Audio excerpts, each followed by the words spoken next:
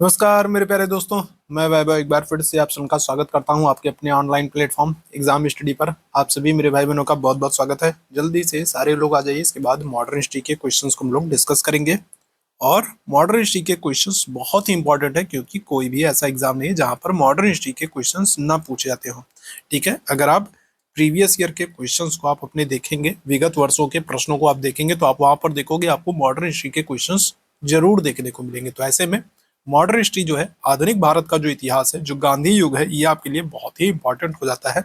यहाँ से प्रश्न बनते हैं, तो उन्हीं को लेकर के आज के सेशन में हम लोग चर्चा करने वाले हैं, मॉडर्न हिस्ट्री के क्वेश्चंस को डिस्कस करने वाले हैं।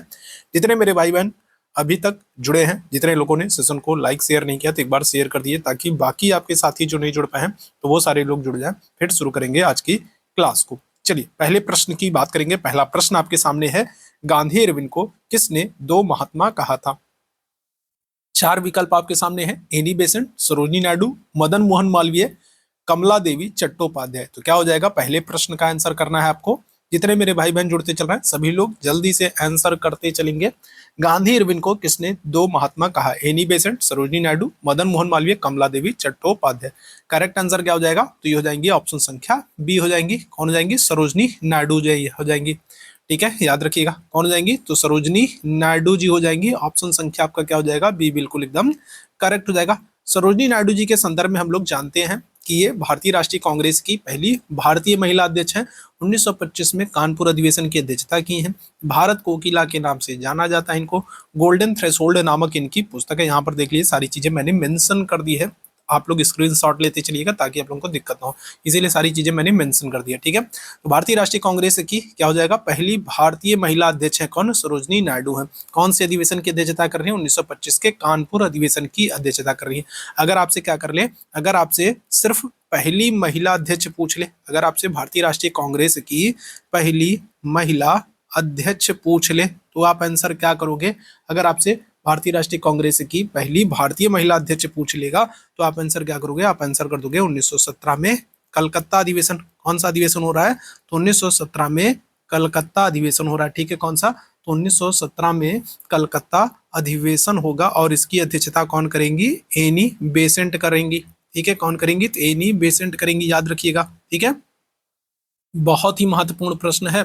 अगर आपसे पूछा जाए भारतीय राष्ट्रीय कांग्रेस की पहली महिला अध्यक्ष, तो एनी बेसेंट हो जाएंगी, जिन्होंने 1917 के कलकत्ता अधिवेशन में अध्यक्षता की थी। लेकिन आपसे पहली भारतीय महिला अध्यक्ष पूछेगा, जब आपसे भारतीय पूछे पहली भारतीय महिला अध्यक्ष, तो आप आंसर करोगे किसको? सरोजिनी नायडू को। 1925 कानपुर अधिवेशन। इन्हें भारत कोकिला के नाम से भी जाना जाता है। गोल्डन थ्रेशोल्ड नामक इनकी पुस्तक है और इन्होंने 1931 के द्वितीय गोलमेज सम्मेलन में क्या किए? गांधी जी के साथ लंदन गई है। ठीक है, 1931 में द्वितीय गोलमेज सम्मेलन में गांधी जी के साथ, कहां पर? गांधी जी के साथ ये लंदन भी गई हैं। ठीक है, तो ये सभी प्रश्न आप याद रखेंगे सरोजिनी नायडू जी के संदर्भ में। दूसरे प्रश्न की तरफ चलते हैं। अखिल भारतीय हरिजन संघ की स्थापना 1932 में किसने की है? अब देखो, दो चीजें यहां से पूछी जाती हैं। ठीक है, दो चीजें यहां से पूछी जाती हैं। पहला तो ये कि किसने की, ठीक है, किसने की और कब की। तो दो प्रश्न आपके यहां पर बन जाते हैं। अखिल भारतीय हरिजन संघ की स्थापना किसने की और कब की? तो स्थापना तो की गई है 1932 में। 1932 में अखिल भारतीय हरिजन संघ की स्थापना की गई है।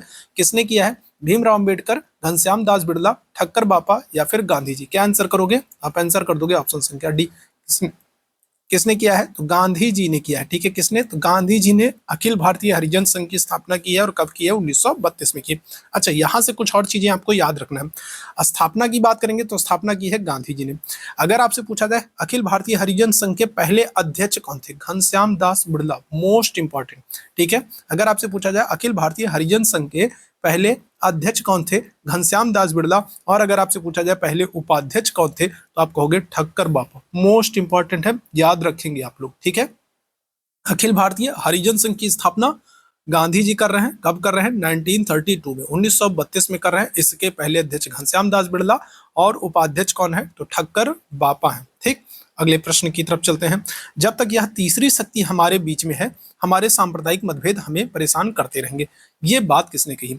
जब तक यह तीसरी शक्ति, तीसरी शक्ति का मतलब किससे है? अंग्रेजों से है। तो जब तक हमारे बीच में अंग्रेज हैं, हम हिंदू मुस्लिमों को ये लोग क्या करेंगे, सांप्रदायिक तौर पर परेशान करते रहेंगे, क्योंकि हिंदू मुस्लिम करके लड़ाते रहेंगे। तो ये तीसरी शक्ति जब तक है तब तक क्या होगा, हमारे सांप्रदायिक मतभेद हमें परेशान करते रहेंगे। किसने कहा, नेहरू ने, गांधी जी ने, बाल गंगाधर तिलक ने, या फिर CR दास ने।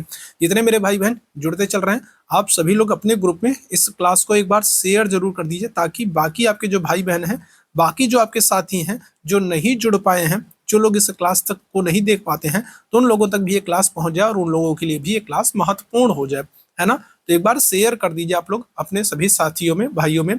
जब तक तीसरी शक्ति हमारे हमारे बीच में है, तो हमारे सांप्रदायिक मतभेद हमें परेशान करते रहेंगे। ये बात कही है किसने, गांधी जी ने कही है। किसने कही है, तो महात्मा गांधी ने कही है। ठीक है, अच्छा, गांधी जी के संदर्भ में आपको यहाँ पर कुछ चीजें याद रखनी है। ठीक है, देखो, अगर आपसे पूछा जाए सविनय अवज्ञा आंदोलन, तो सविनय अवज्ञा आंदोलन के दौरान गांधी जी के साथ कौन सा पत्रकार, तो वेब मिलर, बहुत ही इंपॉर्टेंट है। सविनय अवज्ञा आंदोलन के दौरान गांधी जी के साथ कौन सा पत्रकार, तो वेब मिलर नामक पत्रकार मौजूद था। वहीं अगर हम लोग भारत छोड़ो आंदोलन की बात करेंगे, तो भारत छोड़ो आंदोलन के दौरान लुई फिशर नामक पत्रकार जो है ये गांधी जी के साथ मौजूद था। और ये गांधी जी का क्या है, जीवनीकार भी है। ठीक, लुई फिशर जो है ये क्या है, तो ये गांधी जी का जीवनीकार भी है, और भारत छोड़ो आंदोलन के दौरान गांधी जी के साथ मौजूद भी था। ठीक है, सविनय अवज्ञा आंदोलन में कौन था, तो वेब मिलर था। स्वदेशी आंदोलन की अगर हम लोग बात करें, तो ये बंगाल विभाजन के विरोध में शुरू हुआ था 1905 में। अब इस दौरान तो गांधी जी तो थे नहीं, लेकिन अगर आपसे पत्रकार पूछा जाए तो आप आंसर करोगे HW नेविंसन। ठीक है, कौन है, तो 1905 में स्वदेशी आंदोलन के विरोध में अगर हम लोग बात करेंगे, स्वदेशी आंदोलन के दौरान भारत में कौन सा पत्रकार मौजूद था, तो आप आंसर क्या कर दोगे, आप आंसर कर दोगे HW नेविंसन को। तो ये तीनों पॉइंट बहुत ही इंपॉर्टेंट है। ठीक है, चलिए आगे बढ़ेंगे अगले प्रश्न की तरफ। विदेशी वस्त्रों की बर्बादी ही उनके साथ सर्वोत्तम व्यवहार है, किसने कहा, रविंद्रनाथ टैगोर, लाला लाजपत राय, महात्मा गांधी, या फिर गोपाल कृष्ण गोखले। चलो जल्दी से बताओ क्या हो जाएगा, तो महात्मा गांधी या फिर क्या हो जाएगा, गोपाल कृष्ण गोखले, क्या हो जाएगा। तो देखो, असहयोग आंदोलन का समय चल रहा है भारत में। क्या हो रहा है, भारत में असहयोग आंदोलन का समय चल रहा है। ठीक है, क्या हो रहा है, भारत में असहयोग आंदोलन का समय चल रहा है।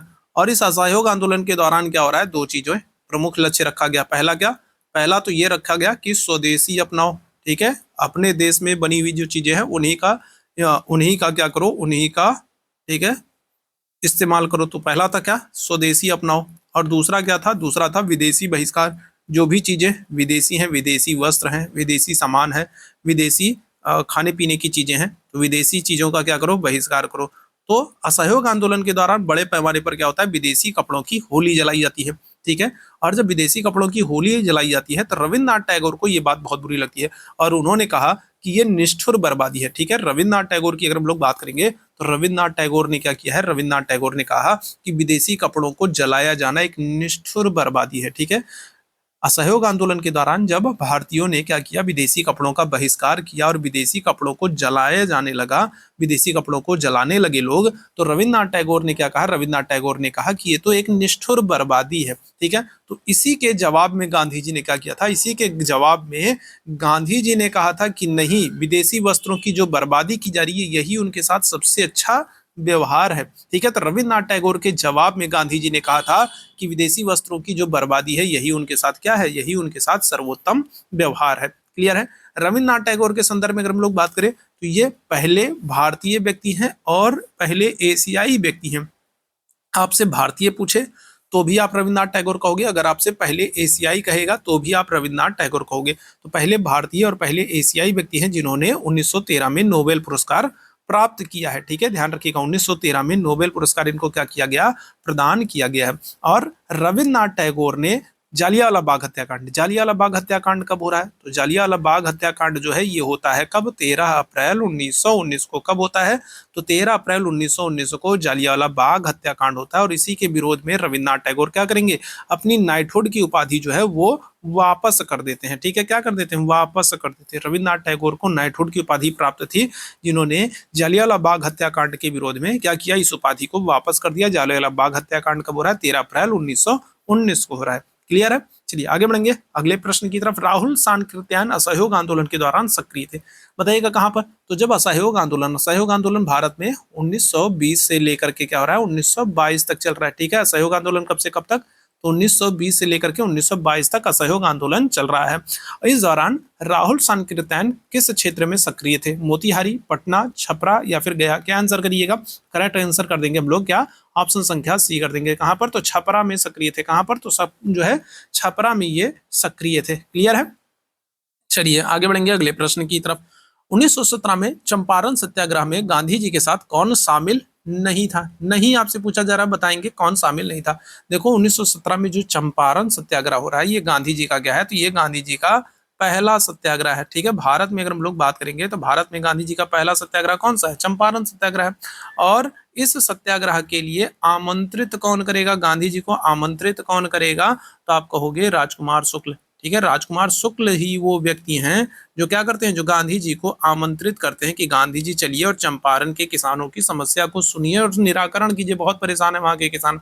और इनकी मुलाकात कहाँ पर हुई थी? राजकुमार शुक्ल और गांधी जी की अगर हम लोग बात करेंगे तो इनकी मुलाकात कहाँ पर हुई थी? तो इनकी मुलाकात हुई थी 1916 में। कहाँ पर? 1916 में लखनऊ अधिवेशन में। ठीक है, कहाँ पर? तो 1916 में कांग्रेस के लखनऊ अधिवेशन में क्या हो रहा है? 1916 के कांग्रेस के लखनऊ अधिवेशन में इन लोगों की मुलाकात हो रही है, राजकुमार शुक्ल और गांधी जी की मुलाकात हो रही है। यहीं पर राजकुमार शुक्ल क्या करेंगे? गांधी जी को आमंत्रित करेंगे और अगले साल 1917 में गांधी जी कहां पर? चंपारण पहुंच जाएंगे और यहाँ पर इनका पहला सत्याग्रह होगा। तो गांधी जी जब चंपारण पहुंचते हैं तो वहां पर गांधी जी के साथ कई सारे उनके सहयोगी भी रहते हैं। तो उसमें कौन नहीं था? तो देखो यहाँ पर राजेंद्र प्रसाद भी थे, जेबी कृपलानी भी थे, अनुग्रह नारायण सिन्हा भी थे, लेकिन जवाहरलाल नेहरू नहीं थे। तो ऑप्शन संख्या क्या हो जाएगा? डी बिल्कुल करेक्ट हो जाएगा, ये उस समय नहीं थे। क्लियर है? चलिए, तो यहाँ पर देखो गांधी जी का क्या हो रहा है? गांधी जी का ये भारत में पहला सत्याग्रह है। राजकुमार शुक्ल पहली बार गांधी जी से 1916 के लखनऊ अधिवेशन में मिले थे और राजकुमार शुक्ल ने ही गांधी जी को क्या किया है?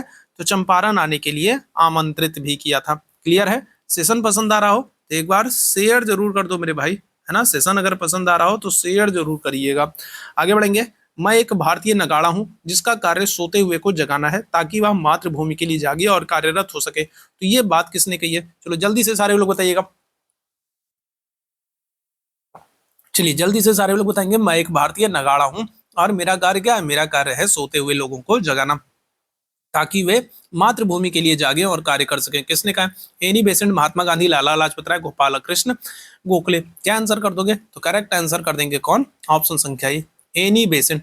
एनी बेसेंट के संदर्भ में आप जानते हो ये क्या है? तो एनी बेसेंट की अगर हम लोग बात करें तो मैंने बात की ना, मैंने भी आप लोगों को बताया था ये क्या है? तो ये पहली महिला क्या है? तो पहली महिला अध्यक्ष है। ठीक है, क्या है? तो एनी बेसेंट पहली महिला अध्यक्ष है। इन्होंने 1917 में क्या किया? 1917 में कलकत्ता अधिवेशन की अध्यक्षता की है। कौन से अधिवेशन की? तो 1917 में कलकत्ता अधिवेशन की अध्यक्षता कर रही है, पहली कांग्रेस की महिला अध्यक्ष है। इसके अलावा 1893 में अगर हम लोग बात करेंगे तो 1893 में क्या कर रही हैं? तो ये आयरलैंड से भारत आ रही है। ये एक आयरिश महिला थी, आयरलैंड की थी। और 1893 में क्या हो रही है? आयरलैंड से ये क्या कर रही है? भारत आ रही है।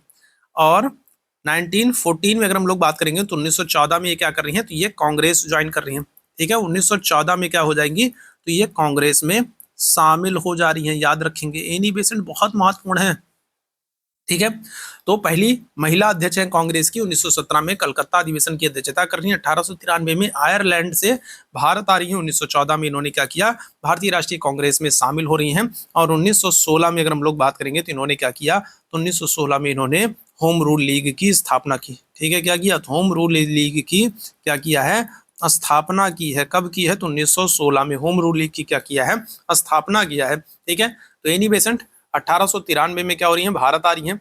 1914 में क्या करेंगे? तो 1914 में क्या हो रहा है? तो 1914 में कांग्रेस में शामिल हो रही है। ठीक है, क्या हो रही है? तो कांग्रेस में अगर हम लोग बात करेंगे तो शामिल हो रही हैं। 1916 में होम रूल लीग की स्थापना कर रही हैं। 1917 में भारतीय राष्ट्रीय कांग्रेस की कोलकाता अधिवेशन में पहली महिला अध्यक्ष बन रही हैं। और कॉमनवेल्थ और न्यू इंडिया इनकी पत्रिकाएं हैं, तो ये भी याद रखेंगे, बहुत इंपॉर्टेंट है, मोस्ट इंपॉर्टेंट है। कॉमनवेल्थ और न्यू इंडिया इनकी पत्रिकाएं हैं। अगले प्रश्न का आंसर करेंगे कौन सा युग्म सही सुमेलित नहीं है। एक तरफ आपको गवर्नर जनरल के नाम दिए गए और दूसरी तरफ उनसे संबंधित व्यवस्थाओं के बारे में बताया गया है और आपको बताना है कौन सही सुमेलित नहीं है। चलो जल्दी से बताना क्या हो जाएगा।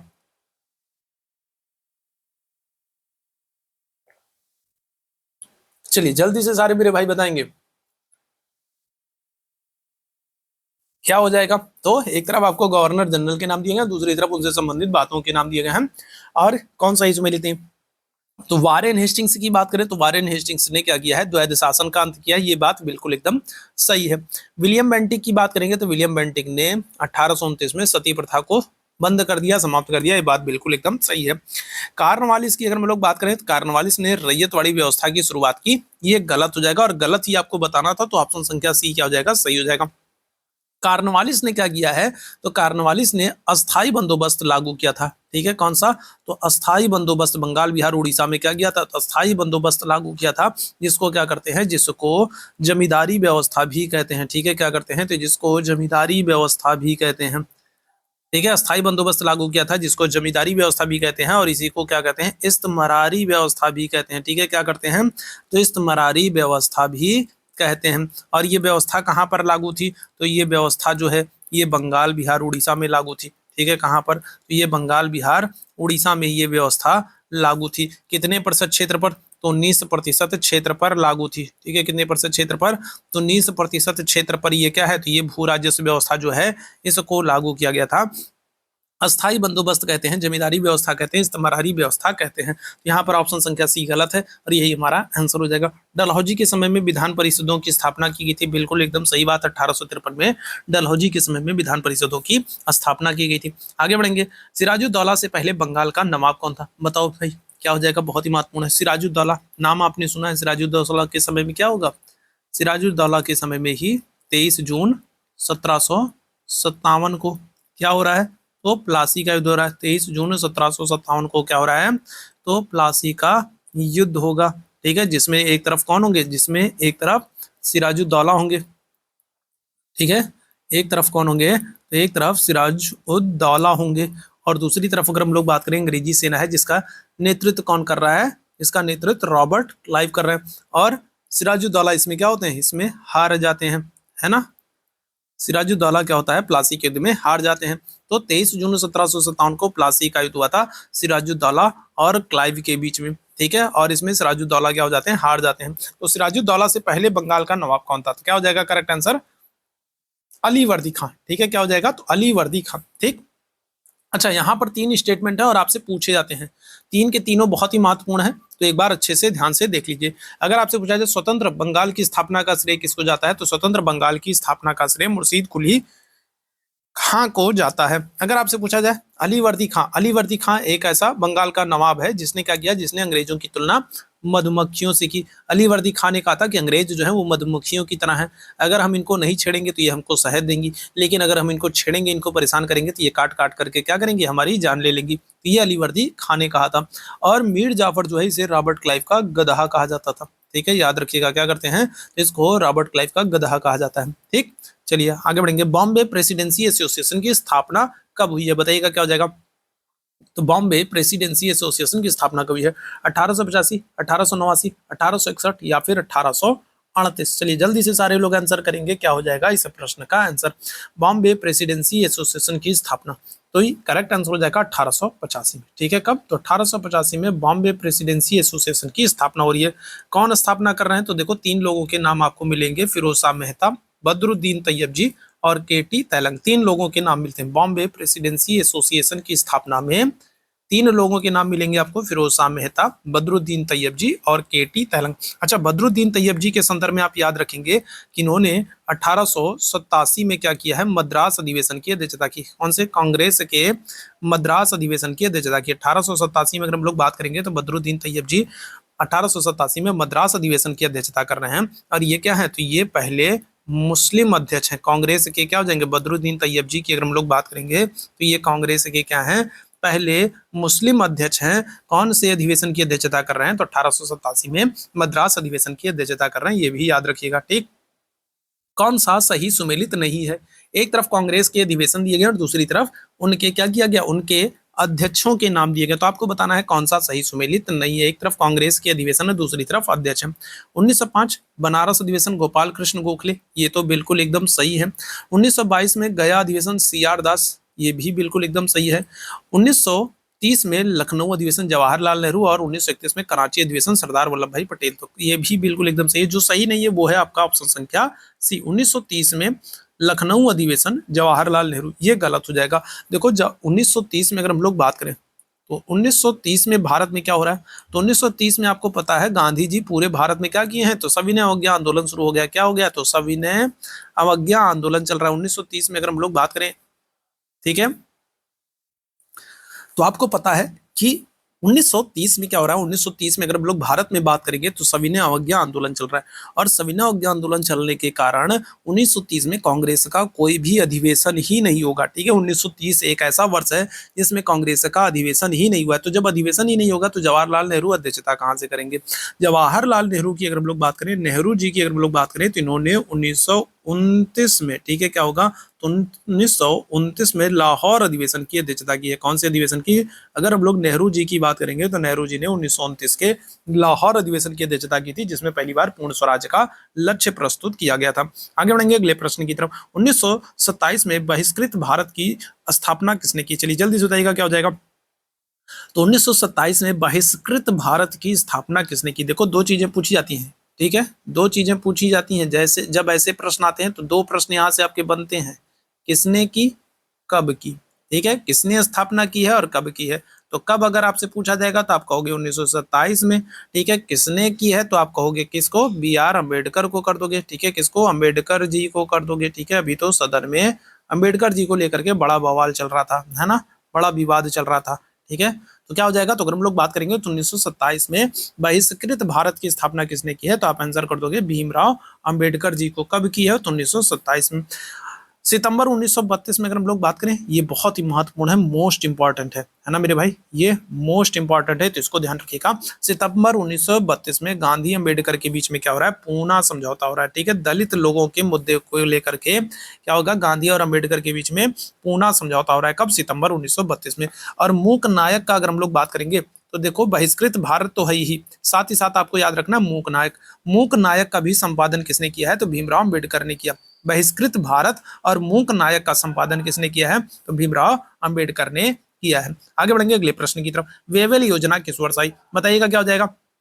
वेवेल योजना किस वर्ष आई। जितने लोग बाद में जुड़े हो, जितने लोगों ने शेयर नहीं किया तो एक बार जल्दी से आप लोग शेयर कर दो, है ना, निवेदन है कि आप लोग एक बार शेयर कर दो ताकि बाकी साथी जो नहीं जुड़ पाए तो वो लोग भी जुड़ सके, है ना। सेशन अगर आपको महत्वपूर्ण लग रहा है तो सेशन को लाइक कीजिएगा, शेयर कीजिएगा। अगर नहीं पसंद आ रहा है सेशन को तो कमेंट बॉक्स में आप अपनी राय भी दे सकते हैं कि क्यों नहीं पसंद आया है या क्या सुधार करने की जरूरत है। तो कमेंट बॉक्स में आप अपने, ठीक है, जो भी आपके कमेंट्स हैं वो आप कर सकते हो। तो वेवेल योजना किस वर्ष आई है, 1943, 1944, 1942 या फिर 1945। क्या हो जाएगा करेक्ट आंसर, तो करेक्ट आंसर हो जाएगा 1945। वेवेल योजना किस वर्ष आई है, तो 1945 में आई है वेवेल योजना। ठीक है, किस वर्ष आई है, तो 1945 में आई है। यहाँ पर अगर हम लोग बात करें तो मार्च 1942 में क्या होगा, मार्च 1942 में क्रिप्स मिशन आएगा। इसके बाद अगर हम लोग बात करेंगे अगस्त 1942 में क्या होगा, तो अगस्त 1942 में क्विट इंडिया मूवमेंट, भारत छोड़ो आंदोलन शुरू होगा। और अगर हम लोग बात करेंगे CR फार्मूला, चक्रवर्ती राजगोपालाचारी फार्मूला कब आया है, तो 1944 में। तीनों बहुत ही महत्वपूर्ण है। ठीक है, 1942 में क्या होगा, तो क्रिप्स मिशन आएगा। मार्च 1942 में क्रिप्स मिशन आएगा। जब क्रिप्स मिशन असफल हो जाता है तो उसी के बाद क्या हो जाएगा, भारतीय राष्ट्रीय कांग्रेस के द्वारा क्या किया जाएगा, तो भारत छोड़ो आंदोलन को शुरू किया जाएगा अगस्त 1942 में। ठीक है, और 1944 में अगर हम लोग बात करें तो CR फार्मूला, चक्रवर्ती राजगोपालाचारी फार्मूला प्रस्तुत किया गया था। ठीक है, आगे बढ़ेंगे अगले प्रश्न की तरफ। सैडलर आयोग किस वर्ष आया है। सैडलर आयोग की अगर हम लोग बात करें तो ये जो सैडलर आयोग है ये किससे, ये शिक्षा से संबंधित, ये भी आपसे पूछा जाता है, ऐसे भी प्रश्न पूछे जाते हैं। जैसे कोई आयोग है तो ये भी पूछा जाता है कि कब आया, किस गवर्नर जनरल के समय में आया, किससे संबंधित है, तो शिक्षा से संबंधित है। और किसके समय में आया, किस गवर्नर जनरल के समय में आया, तो चेम्सफोर्ड, लॉर्ड चेम्सफोर्ड के समय में आया। ठीक है, किस इस समय गवर्नर जनरल कौन है, वायसराय कौन है, तो चेम्सफोर्ड है। चेम्सफोर्ड के समय में आया है, शिक्षा से संबंधित है सैडलर आयोग। और किस वर्ष आएगा, तो करेक्ट आंसर हो जाएगा 1917 में। ठीक है, कब आएगा, तो 1917 में सैडलर आयोग है, शिक्षा से संबंधित है, चेम्सफोर्ड के समय में आया है। क्लियर है। अगले प्रश्न का आंसर करेंगे। 1935 के एक्ट को किसने कहा था कि इसमें ब्रेक तो है पर इंजन नहीं है। और साथ ही साथ याद रखेंगे 1935 के एक्ट को किसने दास्ता का एक्ट कहा था।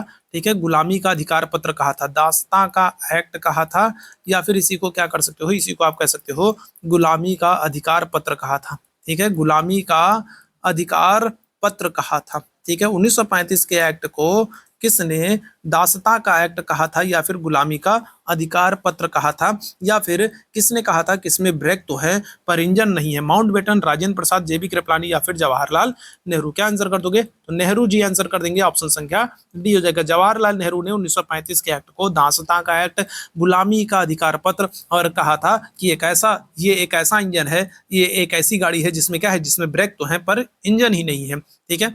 जवाहरलाल नेहरू की अगर हम लोग बात करेंगे तो इनकी पुस्तक का नाम क्या हो जाएगा? तो इनकी पुस्तक का नाम है डिस्कवरी ऑफ इंडिया। ठीक है, क्या नाम है? तो इनकी पुस्तक का नाम है डिस्कवरी ऑफ इंडिया। और जवाहरलाल नेहरू ने 1929 के लाहौर अधिवेशन की अध्यक्षता की थी, और इसी अधिवेशन में क्या हो रहा है, पहली बार पूर्ण स्वराज का कांग्रेस ने क्या किया था, लक्ष्य प्रस्तुत किया था। और नागालैंड की एक नेता थी, ठीक है, जिनका नाम था, एक महिला थी जिनका नाम था गैडिनल्यू। इन्होंने अंग्रेजों का बड़ा प्रबल विरोध किया था, और इनकी वीरता से प्रभावित होकर के जवाहरलाल नेहरू ने इनको क्या किया था, इनको रानी की उपाधि प्रदान किया था। तो ये भी पूछा जाता है कि जो गैडिनल्यू है तो ये कहाँ की है? तो नागालैंड की है। ठीक है, रानी गैडिनल्यू कहाँ की है? तो नागालैंड की है। और इनको रानी की उपाधि किसने दी थी? तो जवाहरलाल नेहरू ने दी थी। ठीक है, ये सारी चीजें आप याद रखेंगे।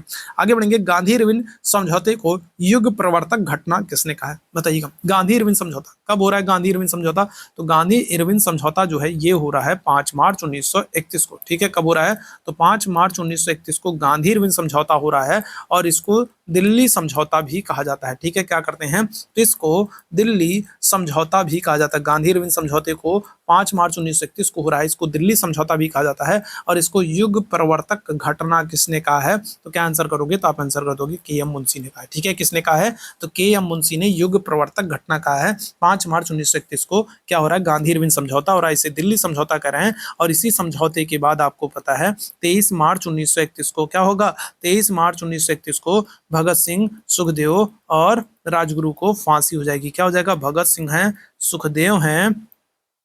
सुखदेव हैं और कौन है? और राजगुरु हैं। तो भगत सिंह, सुखदेव, राजगुरु को क्या हो जा रहा है? तो इन लोगों को फांसी हो जाएगी, याद रखेंगे। क्लियर है? चलो आगे बढ़ेंगे अगले प्रश्न की तरफ। अच्छा, यहाँ पर देखो तो क्या हो रहा है? गांधी इरविन समझौता 5 मार्च 1931 को हो रहा है। जमनालाल बजाज की बात करें तो इन्हें गांधी जी का 5वां पुत्र कहा जाता था। ये बहुत इंपॉर्टेंट है, ये पूछा गया प्रश्न है। ठीक है, जमनालाल बजाज की अगर हम लोग बात करें तो इनको गांधी जी का क्या करते हैं? तो 5वां पुत्र कहा जाता है। और सरोजनी नायडू ने गांधी इरविन को क्या कहा था? तो 2 महात्मा कहा था। तो ये प्रश्न तो हम लोग पहले ही पढ़ चुके हैं, है ना। सरोजनी नायडू ने गांधी इरविन को क्या किया था? तो 2 महात्मा कहा था। आगे बढ़ेंगे। कांग्रेस के सरकारी इतिहासकार कौन थे? तो के एम मुंशी थे, एस एन सेन थे, आर सी मजूमदार थे, या फिर पट्टाभी सीतारमैया थे? चलो जल्दी से सारे लोग आंसर करेंगे। कांग्रेस के सरकारी इतिहासकार कौन थे? देखो, अगर आपसे 1857 की क्रांति का सरकारी इतिहासकार पूछा जाए, अगर आपसे 1857 की क्रांति का 1857 की क्रांति का आपसे क्या कर ले, 1857 की क्रांति का सरकारी इतिहासकार पूछ ले, ठीक है, और पूछा भी गया है आपसे, आपके एग्जाम में पूछा गया है प्रश्न है, तो 1857 की क्रांति का सरकारी इतिहास आपसे पूछ ले तो आप आंसर करोगे एस एन सेन करोगे। और इनकी बुक का नाम क्या है? तो इनकी जो बुक है, तो इनकी बुक का नाम क्या है? तो इनकी बुक का नाम है 1857, 1857 की पुस्तक का भी नाम है, याद रखेंगे। 1857 की क्रांति का जो सरकारी इतिहासकार है वो कौन है? तो वो है एस एन सेन, और इनकी बुक का नाम क्या है? 1857। लेकिन यहाँ पर आपसे 1857 नहीं, आपसे कांग्रेस पूछ रहा है, तो कांग्रेस के जो सरकारी इतिहासकार हैं वो कौन हो जाएंगे? वो जाएंगे पट्टाभी सीतारमैया। ऑप्शन संख्या क्या करोगे? तो ऑप्शन संख्या डी कर दोगे, पट्टाभी सीता क्या है? रमैया है। क्लियर है? चलिए आगे बढ़ेंगे अगले प्रश्न की तरफ। वेद समाज की स्थापना किसके प्रभाव से हुई? किसके प्रभाव से आपसे पूछ रहा है? वेद समाज जो है इसकी स्थापना किसके प्रभाव से हुई? अगर हम लोग वेद समाज की बात करें तो स्थापना किसने की थी? अगर आपसे पूछे कि वेद समाज की स्थापना किसने की है तो आप आंसर क्या करोगे? तो आप आंसर करोगे 1864 में। किसने? श्री धरलू नायडू ने। ठीक है, किसने? तो धरलू नायडू ने क्या किया है? तो धरलू नायडू ने स्थापना की थी वेद समाज की। और जो ये वेद समाज है इसको दक्षिण भारत का क्या करते हैं? तो इसको दक्षिण भारत का क्या कहेंगे? तो दक्षिण भारत का ब्रह्म समाज कहते हैं। ठीक है, क्या करते हैं? तो दक्षिण भारत का ब्रह्म समाज कहते हैं। वेद समाज की जो स्थापना है वो 1864 में हो रही है। कौन कर रहे हैं? धरलू नायडू कर रहे हैं, और इसे दक्षिण भारत का ब्रह्म समाज कहते हैं। देखो, अगर आपसे प्रार्थना समाज पूछे, आपसे प्रार्थना समाज पूछे, ठीक है, आपसे प्रार्थना समाज पूछे, आपसे वेद समाज पूछे, आपसे वेद समाज पूछे तो ये सब जो समाज हैं इन सब की स्थापना किसके, केशव चंद्र सेन के प्रयासों से हुई है। किसके, तो केशव चंद्र सेन के प्रयासों से। ठीक है, दक्षिण भारत में अगर हम लोग बात करेंगे तो पूना में चाहे प्रार्थना समाज हो, या फिर अगर हम लोग बात करेंगे महाराष्ट्र में जो है आपका प्रार्थना समाज हो, या फिर हम लोग बात करेंगे क्या, या फिर बात करेंगे मद्रास में वेद समाज हो, इन सब की स्थापना किसके, केशव चंद्र सेन के प्रयासों से हुई है। और वेद समाज की स्थापना किसने की है, तो 1864 में धरलू नायडू ने की है। और वेद समाज को क्या करते हैं, तो दक्षिण भारत का ब्रह्म समाज कहते हैं। क्लियर है। यहाँ पर देखिए राजा राम मोहन राय ने क्या किया, 1828 में राजा राम मोहन राय ने 1828 में ब्रह्म समाज की स्थापना की। प्रार्थना समाज की स्थापना 1867 में आत्माराम पांडुरंग और महादेव गोविंद रानाडे ने की। वेद समाज की स्थापना श्री धरलू नायडू ने 1864 में की। और वेद समाज को दक्षिण भारत का क्या करते हैं, ब्रह्म समाज कहते हैं। ये सभी पॉइंट आपके लिए क्या है, मोस्ट इंपॉर्टेंट है, मोस्ट इंपॉर्टेंट है, मोस्ट इंपॉर्टेंट है, याद रखेंगे। क्लियर है। चलो आगे बढ़ेंगे अगले प्रश्न की तरफ। लॉर्ड कार्जन को आधुनिक भारत का औरंगजेब किसने कहा। कर्जन की अगर हम लोग बात करें, सबसे दुष्ट जो गवर्नर जनरल भारत में माना गया है वो कर्जन को माना गया है। और इसका समय क्या है, तो इसका समय है 1899 से 1905 का। कर्जन का समय, लॉर्ड कर्जन का जो समय है 1899 से 1905 का है। इनके समय में अगर हम लोग बात करें तो इनके समय में क्या हो रहा है, इनके समय में अगर हम लोग बात करेंगे तो एक तो देखो पुरातत्व विभाग की स्थापना हो रही है। ठीक है, क्या हो रहा है, एक तो पुरातत्व विभाग की स्थापना हो रही है। इसके अलावा अगर हम लोग बात करेंगे इनके समय में क्या हो रहा है, इनके समय में रेलवे बोर्ड का गठन हो रहा है। कर्जन के समय में ये सब प्रश्न पूछे जाते हैं आपसे। ठीक है, तो याद रखेंगे, बहुत ही महत्वपूर्ण है। दुष्ट तो है ही, लेकिन साथ ही साथ बहुत ही महत्वपूर्ण गवर्नर जनरल भी है। रेलवे बोर्ड का गठन हो रहा है। इसके अलावा अगर हम लोग बात करें इनके समय में क्या हो रहा है, विश्वविद्यालय आयोग भी हो रहा है। ठीक है, क्या हो रहा है, विश्वविद्यालय आयोग का गठन किया जा रहा है, विश्वविद्यालय अधिनियम आ रहा है। और इनके समय में क्या होगा, तो जो सबसे महत्वपूर्ण होगा वो होगा बंग भंग होगा। ठीक है, क्या होगा, तो बंग भंग होगा, बंगाल विभाजन होगा, सबसे महत्वपूर्ण है। ठीक है, तो कर्जन को आधुनिक भारत का औरंगजेब किसने कहा, तो क्या आंसर कर दोगे आप, आंसर कर दोगे गोपाल कृष्ण गोखले। क्या कर दोगे, तो गोपाल कृष्ण गोखले कर दोगे। याद रखिएगा, गोपाल कृष्ण गोखले ने कर्जन को आधुनिक भारत का औरंगजेब कहा था। अच्छा, यहाँ पर देखो, अगर हम लोग गोपाल कृष्ण गोखले की बात करें तो इन्होंने क्या किया, 1905 में बनारस अधिवेशन की अध्यक्षता की थी। 1905 में कांग्रेस का जो बनारस अधिवेशन है इसकी अध्यक्षता किसने की है, तो इसकी अध्यक्षता की है गोखले ने। किसने की है, तो गोखले ने की है। और 1905 में ही इन्होंने क्या किया, इन्होंने servant of India society Bharat सेवक समाज की स्थापना की है। किसने की है, तो गोखले ने की है। ठीक है, और जो ये गोपाल कृष्ण गोखले हैं ये महात्मा गांधी और मोहम्मद अली जिन्ना दोनों के राजनीतिक गुरु थे। वैसे आप तो गांधी जी का जानते हो कि गांधी जी के राजनीतिक गुरु गोपाल कृष्ण गोखले थे, लेकिन आज आप ये भी जान लेना कि मोहम्मद अली जिन्ना के भी राजनीतिक गुरु कौन थे, तो गोखले ही थे। ठीक है, चलो, डीके कर्वे ने पुणे में महिला विश्वविद्यालय की स्थापना किस वर्ष की। अब देखो यहाँ पर तीन चीजें, ऐसे प्रश्नों से तीन चीजें महत्वपूर्ण हो जाती हैं। जब ऐसा प्रश्न आपसे पूछा जाता है तो ऐसे प्रश्न से तीन प्रश्न बन जाते हैं। ठीक है, किसने की, ठीक है, किसने की, कब की और कहाँ की। ठीक है, जब ऐसा प्रश्न आपसे बनेगा तो यहाँ से तीन प्रश्न आपसे पूछे जा सकते हैं। जैसे कि महिला विश्वविद्यालय जो है तो इसकी स्थापना किसने की है, कब की है और कहाँ पर की है। तो देखो, अगर हम लोग बात करें कि किसने की है तो आप कहोगे किसने की है, तो डी के कार्वे ने की है। ठीक है, किसने की है, तो डी के कार्वे ने की है। कहाँ पर की है, तो आप आंसर करोगे कहाँ पर, तो पुणे में। ठीक है, कहाँ पर, पुणे में स्थापना हुई है। ठीक है, और कब हुई है, तो आप आंसर करोगे 1916 में हुई है। ठीक है, कब हुई है, तो 1916 में। ठीक है, 1916 में डी के कार्वे जो है तो इन्होंने क्या किया है, तो डी के कार्वे ने 1916 में पुणे में महिला विश्वविद्यालय की स्थापना की है। क्लियर है, ऑप्शन संख्या सी बिल्कुल करेक्ट हो जाएगा। आगे बढ़ेंगे, मुस्लिम लीग ने किस अधिवेशन में बांटो और छोड़ो का नारा दिया। बताइए क्या हो जाएगा, किस अधिवेशन में मुस्लिम लीग ने बांटो और छोड़ो का नारा दिया। 1940, 1943, 1930 या फिर 1919। चलिए जल्दी से सारे लोग बताएंगे, मुस्लिम लीग ने किस अधिवेशन में बांटो और छोड़ो का नारा दिया है। क्या आंसर करोगे सभी लोग, जल्दी से बताओ। मुस्लिम लीग ने किस अधिवेशन में बांटो और छोड़ो का नारा दिया है। फटाफट सभी मेरे भाई बहन जल्दी से आंसर करेंगे। तो क्या हो जाएगा, तो करेक्ट आंसर हो जाएगा, ये हो जाएगा 1943। 1943 का क्या हो जाएगा, कराची अधिवेशन है। 1943 का क्या है, कौन सा अधिवेशन है, तो कराची अधिवेशन है। और इस अधिवेशन की अध्यक्षता किसने की है, तो इस अधिवेशन की अध्यक्षता की है मोहम्मद अली जिन्ना ने। किसने की है, तो मोहम्मद अली जिन्ना ने इस अधिवेशन की अध्यक्षता की है 1943 के कराची अधिवेशन की। और इसी अधिवेशन में कहा गया बांटो और छोड़ो। अच्छा, मुस्लिम लीग से यहाँ पर एक प्रश्न तो बनता है। ठीक है, जितने भी इंपॉर्टेंट प्रश्न बन सकते हैं उन सबको मैंने वन लाइनर के रूप में आपके सामने प्रस्तुत कर दिया है, आप इसका स्क्रीनशॉट ले लो और रट डालो, यहाँ से प्रश्न बनते ही बनते हैं, इसीलिए मैंने आपके सामने इस तरीके से लिख दिया ताकि आपको देखने लिखने समझने में परेशानी ना हो। अब यहाँ पर एक प्रश्न बनता है, सारे प्रश्नों को आप देख लो। मुस्लिम लीग की स्थापना आपसे पूछा जाता है, बहुत बार पूछा गया। तो मुस्लिम लीग की स्थापना 1906 में सलीमुल्लाह खां, इनका नाम विशेष रूप से याद रखिएगा। और कभी कभी क्या होता है, सलीमुल्लाह खां के साथ आपको आगा खां का भी नाम मिल जाता है, इसलिए मैंने दोनों नाम लिख दिए। ठीक है, तो सलीमुल्लाह खां का नाम आप याद रखेंगे, सलीमुल्लाह खां और साथ ही साथ आगा खां। तो मुस्लिम लीग की स्थापना 1906 में सलीमुल्लाह खां और आगा खां ने की थी। और कहाँ पर की थी, तो ढाका में की थी। ठीक है, कहाँ पर की थी, तो ढाका में की थी। 1906 में सलीमुल्लाह खां और आगा खां ने मुस्लिम लीग की स्थापना ढाका में की। और इसका जो पहला अधिवेशन है वो 1907 में कराची में होगा, जिसकी अध्यक्षता कौन करेंगे, जिसकी अध्यक्षता आगा खां करेंगे। ठीक है, 1907 में मुस्लिम लीग का जो पहला अधिवेशन होगा 1907 में कराची अधिवेशन होगा, जिसकी अध्यक्षता आगा खां ने की है। 1930 में मुस्लिम लीग का क्या हो रहा है, इलाहाबाद अधिवेशन हो रहा है। ठीक है, क्या हो रहा है, 1930 में मुस्लिम लीग का इलाहाबाद अधिवेशन हो रहा है और इसकी अध्यक्षता कौन कर रहे हैं, इसकी अध्यक्षता मोहम्मद इकबाल कर रहा है। ठीक है, कौन कर रहे हैं, तो इसकी अध्यक्षता मोहम्मद इकबाल कर रहे हैं। और इसी अधिवेशन में मोहम्मद इकबाल ने पहली बार कहा था कि मुस्लिमों के लिए एक अलग देश होना चाहिए भाई। ठीक है, मुस्लिमों के लिए क्या होना चाहिए, एक अलग देश होना चाहिए, पाकिस्तान होना चाहिए। ये बात किसने कही थी, तो ये बात सबसे पहले मोहम्मद इकबाल ने कही थी कि मुस्लिमों के लिए एक अलग देश पाकिस्तान होना चाहिए। ठीक, पाकिस्तान शब्द का पहली बार प्रयोग किसने किया था, चौधरी रहमत अली ने किया था। किसने सबसे पहले पाकिस्तान शब्द सुझाया था कि जो मुस्लिमों के लिए एक अलग देश हो उसका नाम पाकिस्तान हो, ये बात किसने, तो सबसे पहले चौधरी रहमत अली ने। ठीक है, और 1940 का जो लाहौर अधिवेशन, 1940 का मुस्लिम लीग का लाहौर अधिवेशन होगा, इसकी अध्यक्षता कौन करेंगे, मोहम्मद अली जिन्ना करेंगे।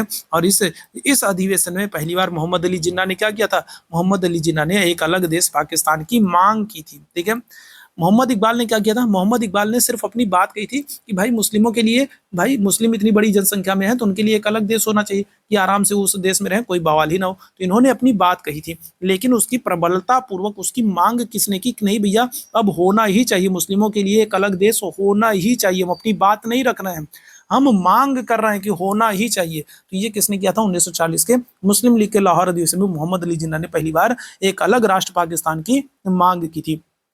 और 1943 का मुस्लिम लीग का क्या होगा, कराची अधिवेशन होगा और इस अधिवेशन की अध्यक्षता एक बार फिर से मोहम्मद अली जिन्ना करेंगे। और इसी अधिवेशन में क्या होगा, बांटो और छोड़ो का नारा दिया जाएगा। ठीक है, क्या होगा, बांटो और छोड़ो का नारा दिया जाएगा। तो यहां से एक प्रश्न आपके एग्जाम में गारंटी के साथ बनता है। ठीक है, याद रखेंगे। आगे बढ़ेंगे अगले प्रश्न की तरफ। अगला प्रश्न है, लाहौर की संधि किस वर्ष हुई थी, बताइएगा।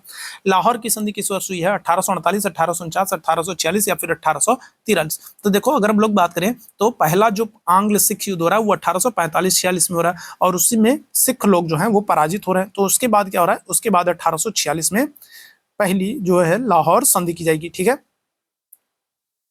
पहला जो आंग्ल सिख युद्ध होगा, तो पहला आंग्ल सिख युद्ध 1845-46 में हो रहा है और इसमें सिख लोग क्या हो रहे हैं, पराजित हो रहे हैं। तो इसके बाद अंग्रेज क्या करेंगे, 1846 में लाहौर की संधि कर लेते हैं। ठीक, 1848-49 में क्या होगा, दूसरा आंग्ल सिख युद्ध होगा और इसमें एक बार फिर से पंजाब के जो सिख लोग हैं वो क्या हो जाते हैं, पराजित हो जाते हैं। और इस बार क्या हो रहा है, 1849 में पंजाब का अंग्रेजी राज्य में विलय कर लिया जाएगा। तो ये आपसे पूछा जाता है कि पंजाब का अंग्रेजी राज्य में विलय कब हुआ, तो 1849 में दूसरे आंग्ल सिख युद्ध के बाद। और पंजाब के अंतिम राजा कौन थे, तो पंजाब के अंतिम राजा दिलीप सिंह थे। अंग्रेजों ने क्या किया, पंजाब का विलय कर लिया और इनको पेंशन इंशन दे करके इंग्लैंड पढ़ने के लिए भेज दिया। ठीक, आगे बढ़ेंगे। 1906 में बंगाल में नेशनल कॉलेज की स्थापना हुई। इसके प्राचार्य कौन थे, इसके प्रधानाचार्य कौन थे। 1906 में बंगाल में नेशनल कॉलेज की स्थापना हो रही है। ठीक है, आपको पता है क्या हो रहा है, आपको पता है कि 16 अक्टूबर 1905 को क्या हुआ था, 16 अक्टूबर 1905 को बंगाल विभाजन हो गया था।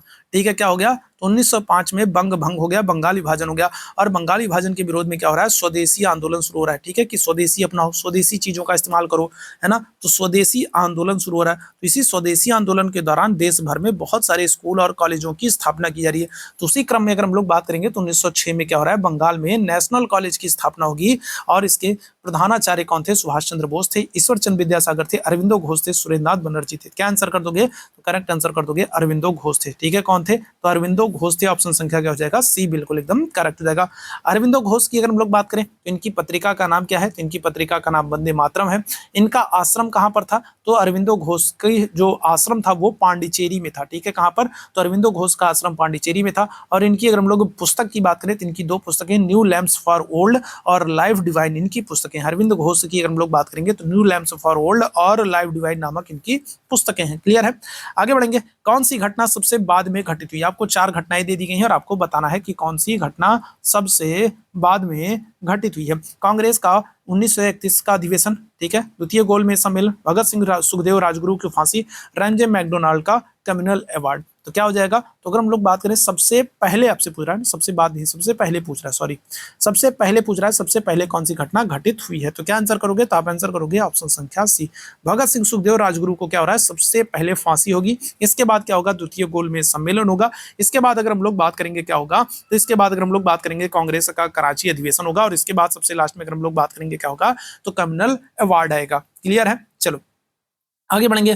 कांग्रेस नेतृत्व ने उनके आंदोलन को भेड़ियों के आगे फेंक दिया। किसने कहा था कि जो कांग्रेस है उसने इनके आंदोलन को भेड़ियों के आगे फेंक दिया था, तो भगत सिंह ने कहा था, सर सैयद अहमद खान ने कहा था, मोहम्मद अली जिन्ना ने कहा था, या फिर अब्दुल गफ्फार खान ने कहा था। किसने कहा था, कांग्रेस नेतृत्व ने उनके आंदोलन को भेड़ियों के आगे फेंक दिया है, किसने कहा था, तो आप आंसर क्या कर दोगे, तो आप आंसर कर दोगे अब्दुल गफ्फार खान। ठीक है, क्या कर दोगे, तो अब्दुल गफ्फार खान। ठीक है, अब्दुल गफ्फार खान ने कहा था कि कांग्रेस जो है उसने इनके आंदोलन को भेड़ियों के आगे फेंक दिया। ठीक है, यहां अगर हम लोग बात करें अब्दुल गफ्फार खान, प्रश्न बहुत ही महत्वपूर्ण इनसे बन जाते हैं, बहुत ही इंपॉर्टेंट है अब्दुल गफ्फार खान। इन्हें सीमांत गांधी, ये प्रश्न आपके बीएड के एग्जाम में बहुत बार पूछा गया है कि सीमांत गांधी के नाम से किसको जानते हैं, बादशाह खान के नाम से किसको जानते हैं। तो सीमांत गांधी कहिए, फ्रंटियर गांधी कहिए, या फिर बादशाह खान कहिए, के नाम से इनको जाना जाता है। लाल कुर्ती दल, खुदाई खिदमतगार, खुदाई खिदमतगार आपसे बीएड के एग्जाम में पूछा गया, खुदाई खिदमतगार, तो याद रखेंगे लाल कुर्ती दल, खुदाई खिदमतगार से कौन, तो अब्दुल गफ्फार खान संबंधित है। और ये प्रश्न भी आपसे पूछा गया है कि पहले गैर भारतीय कौन थे जिन्हें भारत रत्न दिया गया है, तो आप कहोगे अब्दुल गफ्फार खान। ठीक है, कौन है, तो अब्दुल गफ्फार खान है जिन्हें भारत रत्न दिया गया। कब दिया गया, 1987 में दिया गया, पहले गैर भारतीय। और इन्होंने क्या किया था, इन्होंने भारत विभाजन की आलोचना की थी। जब भारत पाकिस्तान विभाजन हो रहा था तो जो इनका वाला क्षेत्र है वो कहां पर चला गया था, वो पाकिस्तान में चला गया था। और इन्होंने क्या किया था, विभाजन की आलोचना की थी। और उसी समय इन्होंने कहा था कि हमको क्या किया गया, हमको तो भेड़ियों के सामने फेंक दिया गया, भाई विभाजन करके हमको तो पाकिस्तान भेज दिया गया। ठीक है, तो हमको भेड़ियों के सामने फेंक दिया गया। ठीक, आगे बढ़ेंगे।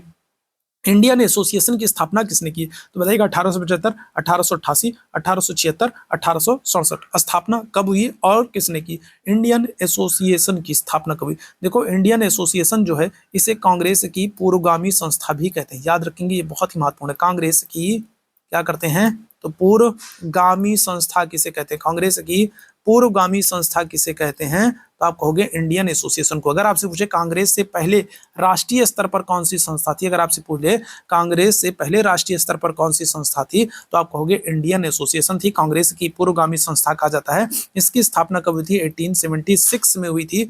और किसने स्थापना की थी, सुरेंद्रनाथ बनर्जी ने की थी। किसने की थी, तो सुरेंद्रनाथ बनर्जी ने इसकी स्थापना की थी। कब की थी, 1876 में की थी। क्लियर है, यहां पर देखो, यहां पर क्या हो जाएगा, यहां पर पहले कर देता हूं 1876 में। ठीक है, इंडियन एसोसिएशन की स्थापना कब हुई थी, 1876 में हुई थी।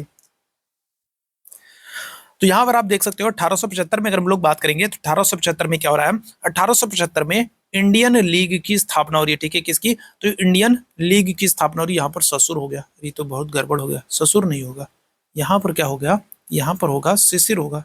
ठीक है, इसको सही कर लेना मेरे भाई तुम लोग। ठीक है, क्या होगा, तो शिशिर होगा, ससुर नहीं होगा, टाइपिंग मिस्टेक हो गया है। चलो यहाँ पर हम लोग बात करेंगे 1875 में क्या हो रहा है, इंडियन लीग की स्थापना होगी। कौन करेंगे, तो 1875 में इंडियन लीग की स्थापना शिशिर कुमार घोष करेंगे। ठीक है, कौन करेंगे, शिशिर कुमार घोष करेंगे। और यही इंडियन जो लीग है यही क्या हो जाएगी, अगले वर्ष इंडियन एसोसिएशन में बदल जाएगी। क्या हो जाएगा, 1876 में अगर हम लोग बात करेंगे तो इंडियन लीग जो है ये इंडियन एसोसिएशन में बदल जा रही है। और इंडियन एसोसिएशन की जो स्थापना है ये सुरेंद्रनाथ बनर्जी कर रहे हैं और आनंद मोहन बोस कर रहे हैं। ठीक है, याद रखिएगा, सुरेंद्रनाथ बनर्जी कर रहे हैं और सुरेंद्र नाथ बनर्जी के साथ आपको आनंद मोहन बोस का नाम भी मिल जाता है। तो 1876 में इंडियन एसोसिएशन की स्थापना हो रही है और इंडियन एसोसिएशन को क्या करना है, इंडियन एसोसिएशन को कांग्रेस की पुरोगामी संस्था माना जाता है। 1875 में कौन, सुरेंद्र नाथ बनर्जी, आनंद मोहन बोस कर रहे हैं। इंडियन एसोसिएशन को भारतीय राष्ट्रीय कांग्रेस की पुरोगामी संस्था भी कहा जाता है। बहुत इंपॉर्टेंट प्रश्न है, याद रखिएगा। ठीक, आगे बढ़ेंगे अगले प्रश्न की तरफ। भारतीय शांति का जनक किसे कहा गया, बताओ भारतीय शांति का जनक किसे कहा गया? महात्मा गांधी, बाल गंगाधर तिलक, गोपाल कृष्ण गोखले या फिर लाला लाजपत राय? चलिए जल्दी से बताइएगा। जितने मेरे भाई बहनों ने अभी तक शेयर नहीं किया तो एक बार आप लोग शेयर कर दिया करो, है ना, एक बार आप लोग शेयर कर दिया करो भाई, ठीक है। इसी से मोटिवेशन बना रहेगा आपका भी, हमारा भी, और हम लोग एक दूसरे के लिए मेहनत करते रहेंगे, है ना। और बेहतरीन वाले क्वेश्चंस लेकर के आता हूं और निश्चित रूप से यहाँ पर आप जब एग्जाम दोगे ना तो आपको पता चलेगा कि ये सेशन आपके लिए जो आपने देखा है कितना महत्वपूर्ण रहा है। ठीक, तो भारतीय शांति का जनक किसे कहा गया है? तो महात्मा गांधी, बाल गंगाधर तिलक, गोपाल कृष्ण गोखले या फिर लाला लाजपत राय? क्या हो जाएगा करेक्ट आंसर? तो भारतीय शांति का जनक जो है ये कहा गया है किसको? तो बाल गंगाधर तिलक को कहा गया। ठीक है, किसको? बाल गंगाधर तिलक को कहा गया। और किसने कहा है? तो वेलेंटाइन सिरोल ने कहा है। ठीक है, किसने कहा है? तो वेलेंटाइन, किसने? सिरोल ने। कहीं कहीं आपको चिरोल भी मिल जाता है। ठीक है, क्या मिल जाता है? कहीं कहीं आपको चिरोल भी मिल जाता है। तो याद रखिएगा वेलेंटाइन जो सिरोल सिरोल है ना? वेलेंटाइन, हाँ क्या हो जाएगा? तो एक मिनट, हाँ वेलेंटाइन क्या हो जाएगा? तो वेलेंटाइन सिरोल है। ठीक है, कहीं कहीं पर आपको चिरोल भी देखने को मिल जाता है। तो वेलेंटाइन सिरोल जो है इन्होंने जो है बाल गंगाधर तिलक को भारतीय शांति का जनक कहा था। ठीक है, अच्छा बाल गंगाधर तिलक के संदर्भ में कुछ चीजों को आप याद रखेंगे, बहुत ही महत्वपूर्ण है, प्रश्न यहाँ से बनता है। वेलेंटाइन सिरोल ने तिलक को भारतीय अशांति का जनक कहा। ठीक है, क्या किया? भारतीय अशांति का जनक कहा है। तिलक ने 1893 में महाराष्ट्र में गणेश उत्सव, गणपति उत्सव और 1895 में क्या किया है? शिवाजी उत्सव की शुरुआत की है। ठीक, तिलक की दो पत्रिकाएं हैं, एक है मराठा पत्रिका जो कि है कौन सी? अंग्रेजी भाषा में, और दूसरी है केसरी। केसरी पत्रिका जो है वो है मराठी भाषा में। तो तिलक की दो पत्रिकाएं हैं। 1908 में क्या हो जाएगा? तो 1908 में बाल गंगाधर तिलक को 6 साल की जेल हो जाती है और इनको मांडले जेल भेज दिया जाएगा। ठीक है, कहाँ पर? तो मांडले जेल। मांडले जेल कहाँ पर है? तो मांडले जेल है म्यांमार में। इनको मांडले जेल भेज दिया जाएगा और वहीं पर ये क्या करेंगे? वहीं पर ये गीता रहस्य नामक पुस्तक लिखेंगे। 1916 में अगर हम बात करें तो 1916 में पुणे में इन्होंने क्या किया? होम रूल लीग की स्थापना की थी। किसने? तो बाल गंगाधर तिलक ने क्या किया था? होम रूल लीग की स्थापना की थी। ठीक, एज ऑफ कंसेंट, सम्मति आयु अधिनियम के अनुसार लड़कियों की विवाह की उम्र निर्धारित की गई। देखो 3 एक्ट हैं। ठीक है, 3 एक्ट हैं। एक है सिविल मैरिज एक्ट, ठीक है, क्या है? एक है सिविल मैरिज एक्ट, ठीक है। दूसरा क्या है? तो दूसरा जो है वो है एज ऑफ कंसेंट, ठीक है, सम्मति आयु अधिनियम, एज ऑफ कंसेंट, ठीक है, सम्मति आयु अधिनियम। और तीसरा है शारदा अधिनियम। इन तीनों का अगर आपसे पूछा जाए संबंध क्या है, तो इन तीनों का संबंध है लड़कियों के विवाह की आयु को बढ़ाने या घटाने से। ठीक है, बढ़ाने से, घटाने से नहीं। ठीक है, इन तीनों का संबंध किससे है? सिविल मैरिज एक्ट की बात करें, एज ऑफ कंसेंट की बात करें या फिर शारदा अधिनियम की बात करें, तीनों का संबंध किससे है? तीनों का संबंध है, ठीक है, लड़कियों की विवाह की आयु को बढ़ाने से। सिविल मैरिज एक्ट की बात करें तो यह आया था 1872 में आया था। एज ऑफ कंसेंट की बात करें तो यह आया था 1891 में आया था।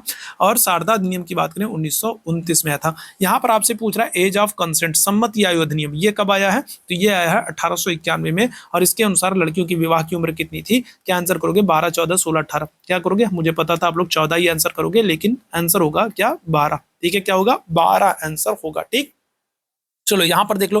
तो अगर हम लोग बात करें 1872 में क्या हो रहा है? 1872 में सिविल मैरिज एक्ट आ रहा है और सिविल मैरिज एक्ट के द्वारा क्या किया गया? लड़कियों की जो विवाह की न्यूनतम उम्र है वो 14 वर्ष निर्धारित की गई। ठीक है, क्या हो जाएगा? 1872 में सिविल मैरिज एक्ट आ रहा है और इसके अनुसार लड़कियों की विवाह की जो न्यूनतम उम्र है वो कितनी? 14 वर्ष निर्धारित की जा रही है। ठीक, 1891 में अगर हम लोग बात करें तो 1891 में बहराम जी मालाबारी, ठीक है, कौन? बहराम जी मालाबारी के प्रयासों से क्या हो रहा है? सम्मति आयु अधिनियम, एज ऑफ कंसेंट पारित हो रहा है, जिसमें लड़कियों की विवाह की न्यूनतम आयु कितनी? 12 वर्ष निर्धारित कर दी गई। ठीक, और फिर क्या होगा? 1929 में हरविलास शारदा के प्रयासों से क्या हो रहा है? हरविलास शारदा के प्रयासों से शारदा एक्ट पारित होगा और इसके अनुसार अगर हम लोग बात करेंगे तो लड़कियों की आयु जो है, शादी की जो न्यूनतम आयु हो, फिर से क्या कर दिया जाएगा? फिर से 14 वर्ष कर दिया जाएगा। तो ये 3 एक्ट हैं और तीनों बहुत ही महत्वपूर्ण है और आपसे पूछे जाते हैं, तो याद रखिएगा और इनका वर्ष भी याद रखिएगा। सिविल मैरिज एक्ट 1872, और एज ऑफ कंसेंट सम्मित आयु अधिनियम जो है 1891 में, और हरिविलास सारदा अधिनियम जो है 1929 में। ठीक, आगे बढ़ेंगे। जनजातीय लोगों के संदर्भ में आदिवासी शब्द का प्रयोग सबसे पहले किसने किया? बताइए। जनजातीय आदिवासी लोगों के संदर्भ में, सॉरी, जनजातीय लोगों के संदर्भ में आदिवासी शब्द का प्रयोग सबसे पहले किसने किया? तो ठक्कर बापा ने किया, गांधी जी ने किया, भीमराव अम्बेडकर ने किया, ज्योतिबा फूले ने किया। किसने किया बताइए? जनजातीय लोगों के संदर्भ में आदिवासी शब्द का प्रयोग सबसे पहले किसने किया? क्या आंसर करिएगा?